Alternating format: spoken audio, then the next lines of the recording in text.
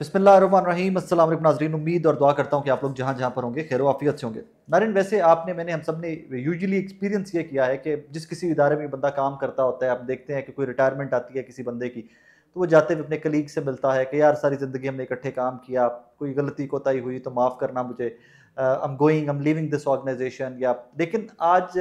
एक शख्सियत जो बहुत कॉन्ट्रोवर्शियल रही माजी के अंदर भी, और वो शख्सियत का नाम जनाब काजी फायसा साहब, chief justice of out going chief justice of supreme court of Pakistan जो है, उन्होंने जाते जाते उस खैर सगाली को या अपने कलीग से अपने मामलात को बेहतर करने या जाते जाते उनसे मुलाकातों की बजाय एक और रास्ता इख्तियार किया है। वो रास्ता क्या है कि आज जनाब उनका अकलीती तफसीली फैसला आया है। वो पिछली जजमेंट का, जिसमें 8 जजेस ने ये फैसला दिया था कि मखसूस नशिस्तें पाकिस्तान तहरीक इंसाफ का हक बनता है, उसके ऊपर दो वेयर आई वाज एक्सपेक्टिंग के काई साहब के 1-2 दिन रह गए, 3 दिन रह गए, तो उनके डिनर सेशंस होंगे, उनकी मुलाकातें होंगी।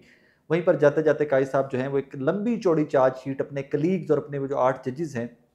बाय नेम जस्टिस मुनीब साहब और जस्टिस मंसूर अली शाह साहब जो हैं, उनको रगड़ के चले गए। अब हुआ क्या है उसके ऊपर, और फिर उनके ऊपर अब वकला और जो माहिर कानून है वो क्या कह रहे हैं, वो मैं आपको इस ब्लॉग के अंदर बता देता हूँ जनाब।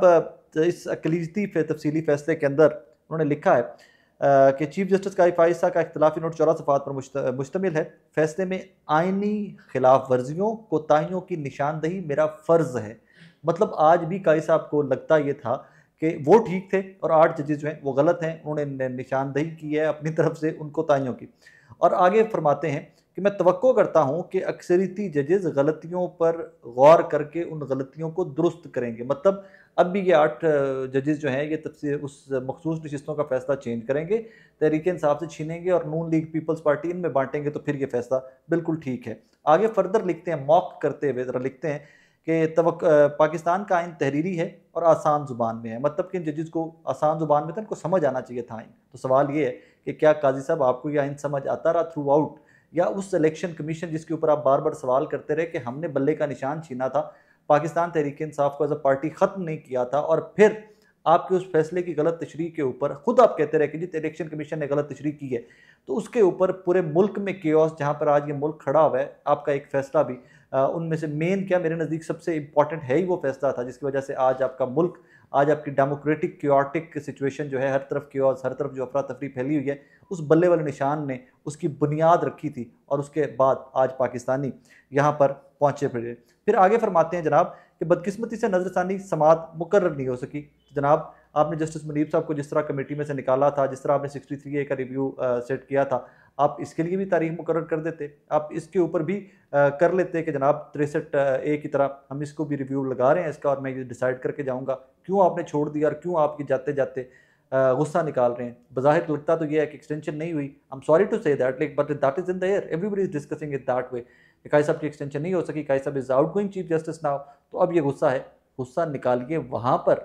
कि जहाँ पर आपका बनता भी हो। आप अपने ही कलीग्स के ऊपर, अपने ही जजेस के ऊपर वो कीचड़ उछाल के जा रहे हैं कि जिन्होंने आपके बारे में कभी भी ये टोन इस्तेमाल नहीं की। उन्होंने आपसे इख्तलाफ भी किया तो बहुत हम्बली इख्तलाफ किया।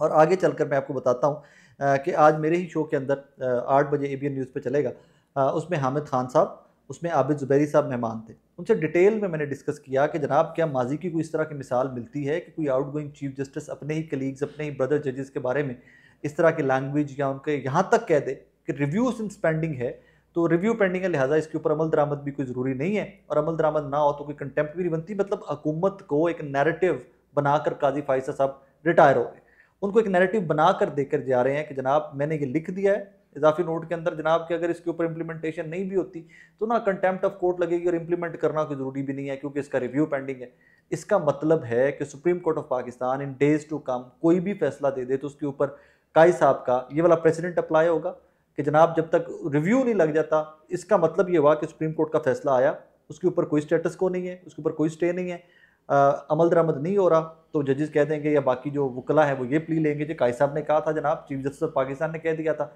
कि इसके ऊपर जब तक रिव्यू पिटीशन फाइनलाइज नहीं हो जाती, रिव्यू नहीं हो जाता, तब तक इसके ऊपर अमल दरामद नहीं होगा। मतलब फॉर गुडनेस सेक मैंने कभी भी किसी भी शख्सियत के बारे में कोई इस तरह का सख्त जुमला लफ्ज़ नहीं इस्तेमाल किया, बट आज मुझे इजाज़त दीजिए कि काजी साहब तहरीक इंसाफ और इमरान खान के बुग़्ज़ में हर उस हद से गुजर गए कि जनाब उन्होंने अपने पूरे इदारे को कॉन्ट्रोवर्शियल कर दिया। आपके दौरे इक़्तिदार क्या मतलब आपके सर्विंग टेन्योर के अंदर when you were chief justice of Pakistan, Pakistan के अंदर क्या क्या नहीं हुआ, हमने क्या क्या विटनेस नहीं किया इस कौम ने, इस मुल्क के बासियों ने, यहाँ पर इंसानी हकूक़ की खिलाफवर्जियाँ किस हद तक हुई, लेकिन लोग आप तमाशा देखते रहे। You were chief justice of Pakistan, you were out there to stand up for them, लेकिन कोई बंदा खड़ा नहीं हुआ। आज हामिद खान साहब मेरे शो के मेहमान थे, और हामिद खान साहब से जब मैं यही मामला से डिस्कस कर रहा था, उन्होंने कहा जी काजी फाइसा साहब हाई ट्रीजन के मुर्तकिब हुए, इन्होंने हाई ट्रीजन की है। उसका अगला सवाल ऑब्वियसली लीडिंग क्वेश्चन यही बनता था कि are you talking about article 6? तो हामिद खान साहब ने कहा जी हाँ, मैं बिल्कुल बात करता हूँ, और मैं यही कह रहा हूँ कि काजी फाइसा चीफ जस्टिस ऑफ पाकिस्तान जो है, इनके ऊपर आर्टिकल 6 लगना चाहिए। मतलब आर्टिकल हाई ट्रीजन, इस सारे मामले के ऊपर जो इन्होंने अकलीती फैसला लिखा है, इसके ऊपर बात कर रहे थे हामिद खान साहब, पाकिस्तान तहरीक इंसाफ से जिनका ताल्लुक है। Not to forget, Hamid Khan साहब खुद से एडमिट कर चुके हुए हैं कि जनाब मैंने इस चीफ जस्टिस के लिए, काजी फाइसा के लिए इमरान खान और अपनी पार्टी से लड़ाई लड़ी, कि मुझे लगता था कि यार ये ठीक आदमी है, हमारा स्टांस शायद गलत है, बट वक्त के साथ साथ साबित हुआ कि काजी फाइसा साहब किस हद तक, I am sorry to use this word, लेकिन बाइज्ड थे, किस हद तक वो तहरीक इंसाफ को और एक सियासी जमात को, उस सियासी जमात के लोगों को विक्टिम बनते देखते रहे और खामोश रहे, और फिर उन्होंने विक्टिम खुद से बनाया भी। बल्ले के निशान के लेकर आप बार बार ये कहते रहे कि जनाब इलेक्शन कमीशन ने तशरीह ठीक नहीं की, लेकिन क्या काई साहब कभी आपने ये सवाल उठाया कि अगर तशरीह ठीक नहीं थी तो उसकी रेमेडी क्या थी कितनी बड़ी सियासी जमात के लिए? आपने मुल्क को उस राह पर लाकर खड़ा कर दिया जहाँ किसी भी जी शऊर को, अक्ल वाले बंदे को समझ नहीं आ रही कि इससे आगे वे आउट क्या है।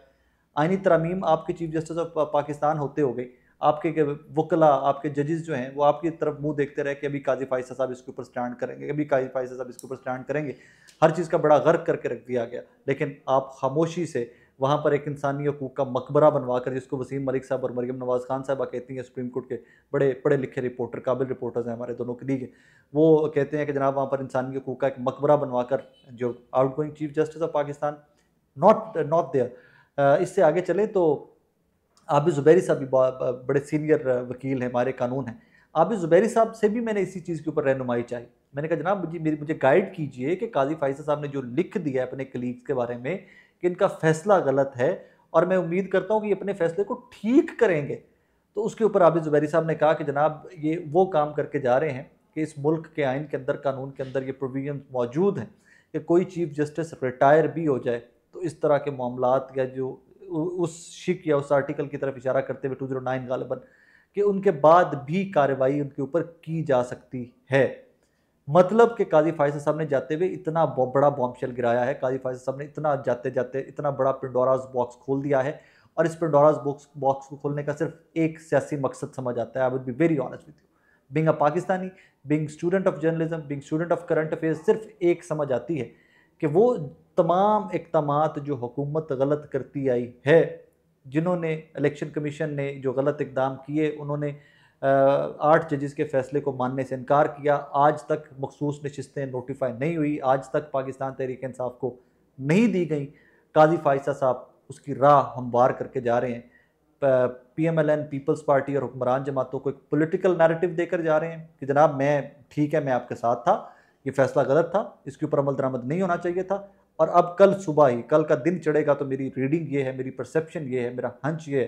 कि कल सुबह इलेक्शन कमीशन ऑफ पाकिस्तान इस अकलीती फैसले को बुनियाद बनाकर एक प्रेस रिलीज जारी करेगा कि जनाब देख लीजिए, काजी साहब ने भी कह दिया, चीफ जस्टिस ऑफ पाकिस्तान कह रहे हैं कि फैसला गलत था, लिहाजा इसके ऊपर इंप्लीमेंटेशन हमने नहीं किया तो कोई कंटेम्प्ट ऑफ कोर्ट भी नहीं होगी। सारे रास्ते खोल के काजी फाइसा सब जा रहे हैं। नॉट टू फॉरगेट, अकलीती फैसले की वक़्त नहीं होती, अकलीती है, आपकी परसेप्शन है, आपकी अंडरस्टैंडिंग है, बट इवेंचुअली फैसला वही अमल दरामद होता है उसके ऊपर जो अक्सरियती होता है, जो 8 जजेस का फैसला था, और जितनी डिटेल में 8 जजेस ने वो फैसला दिया था, उसके बाद भी उसके ऊपर अमल दरामद ना होना, और आज काजी फाइसा साहब की ये अकलीती फैसला और मंदुखेल साहब का ये अकलीती फैसला आ जाना, और उसमें इजाफी नोट काजी साहब का आ जाना, मेरे नज़दीक जुडिशरी के लिए, सुप्रीम कोर्ट ऑफ पाकिस्तान के लिए शर्मिंदगी का दिन है। आज एक इतने हाई मॉरल हाई ग्राउंड लेने वाले बज़ाहिर आपकर मेरे सामने जो लोग थे, वो कहाँ पर जाते जाते किस तरह एक्सपोज एक दूसरे को करते जा रहे हैं। This is shameful, I would be very very honest with, this is shameful. I don't know कि इसके बाद हाँ, इसका एक और सिनेरियो भी है, वो मैं आपके सामने पहले रख चुका हूँ कि 26वीं आईनी तरमीम के बाद ये फुल कोर्ट का जो फैसला था ये चैलेंज होगा जाकर जनाब अब आइनी कोर्ट के अंदर 26वीं तरमीम के बाद, और वो 5 रुकनी है 3 रुकनी है वो भी कहानी अभी किसी को पता नहीं है। और आइनी कोर्ट के अंदर मोस्ट प्रोबेबली लगता यही है कि आइनी कोर्ट के अंदर जाकर ये फैसला रिवर्स करवाया जाएगा। ये सीटें PMLN, पीपल्स पार्टी, JUIF, फिर तमाम सियासी जमातें जिनको पहले बांटी गई थी एक दफ़ा, उनको बांटी जाएंगी। ऐवान के अंदर 2/3 मेजोरिटी दी जाएगी उनको, और उसके बाद फिर दे तेरे की दे तरामीम, वो तमाम तरामीम। मैं आज भी इस चीज़ के ऊपर मुत्तफिक हूँ, मैं आज भी इस चीज़ के ऊपर कायल हूँ